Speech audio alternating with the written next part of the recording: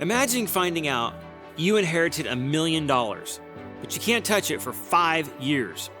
You'd still be excited, right? You'd make plans, tell everyone, live differently knowing the money is coming.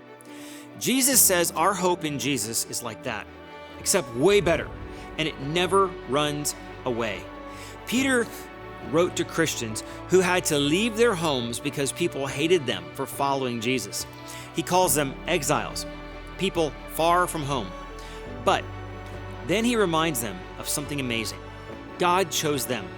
The Holy Spirit made them holy. They've been born again into a living hope because Jesus rose from the dead.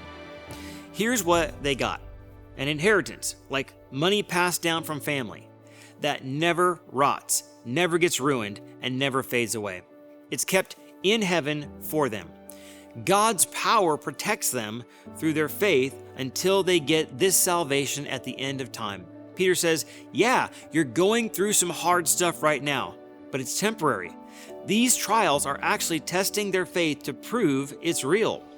Like fire that tests gold to see if it's genuine. Real faith is worth more than gold. And when Jesus comes back, that tested faith will bring praise, glory, and honor to God. Here's the crazy part. They've never seen Jesus with their eyes, but they love him anyway. They believe in him and feel joy that's too big for words.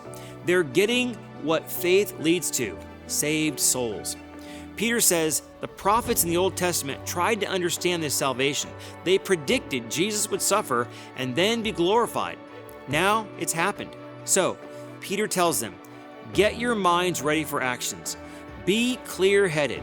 Put your hope in what Jesus will bring when he returns. What's the difference between real faith and just wishing for something?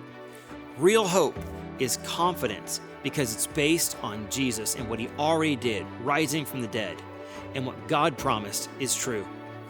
What hard things are you going through that's testing your faith right now? This week, when you're stressed, remind yourself, this is temporary. What's waiting for me on the other side is Jesus forever. Maybe write down some things about your future with Jesus that you're genuinely excited about and look forward to seeing him face to face.